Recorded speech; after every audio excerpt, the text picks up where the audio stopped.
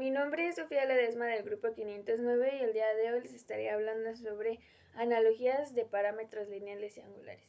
Deduciremos algunas relaciones útiles entre las variables angulares y las variables lineales, que describen el movimiento circular de una partícula. Consideremos una partícula determinada P que gira en una circunferencia de radio R en un tiempo t.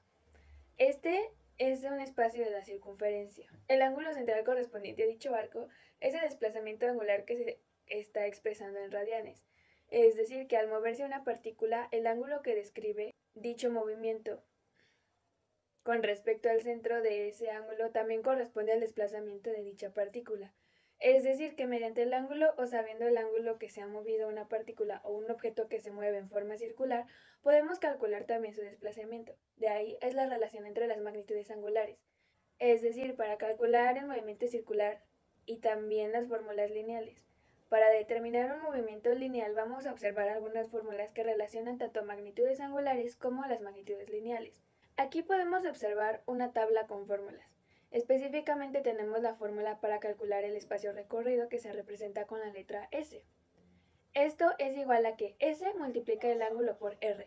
R será el radio de la circunferencia. La velocidad lineal, que se representa con la letra V, será igual al multiplicar la velocidad angular por el radio. Aquí hay dos opciones de fórmula. La primera, dividir la velocidad lineal al cuadrado por el radio, o también multiplicar la velocidad angular al cuadrado por el radio. Cualquiera de las dos fórmulas son válidas. En este caso debemos tener presente estas fórmulas, porque precisamente estas fórmulas van a ser con las que trabajaremos el día de hoy. A continuación vamos a presentar un ejercicio donde podremos aplicar las fórmulas. Lógicamente no vamos a aplicar todas las fórmulas, solamente algunas. El ejercicio dice así. Una partícula recorre una trayectoria circular de radio 5 metros, con una velocidad lineal constante de 15 metros sobre segundo. ¿Cuál es la aceleración normal? En este caso nos dice que el radio de circunferencia de este movimiento circular que está describiendo esta partícula se considera de 5 metros, es decir, que desde el centro hacia la circunferencia hay una distancia de 5 metros. Y además nos dice que la velocidad con la cual se está desplazando es de 15 metros sobre segundo. Nos pide calcular su aceleración normal.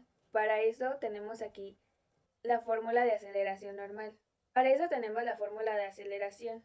Pero recuerden que aquí tenemos dos formas de expresarla. Esta es una forma y esta es otra forma.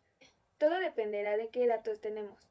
Los datos son los siguientes. Tenemos el radio que son 5 metros y también tenemos la velocidad lineal constante, que en este caso es de 15 metros sobre segundo. Tenemos la variable de radio y la variable de velocidad lineal, es decir, podemos utilizar la primera fórmula.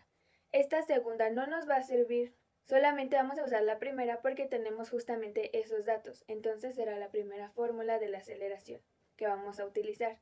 Si tuviéramos en cambio la velocidad angular podríamos usar la segunda fórmula. Ahora lo que hacemos es reemplazar los datos. Reemplazamos la velocidad lineal que es de 15 al cuadrado y el radio que es 5 metros. Resolvemos primero la potencia 15 al cuadrado. Recordemos que no es 15 por 2, sino 15 por 15. Y esto nos da 225. Ahora dividimos 225 entre 5 y la respuesta va a ser 45 metros sobre segundo al cuadrado. Esta será la aceleración a la cual se mueve la partícula. Como ven, hemos utilizado el planteamiento de la fórmula de la tabla anterior. En base a esta, trabajamos.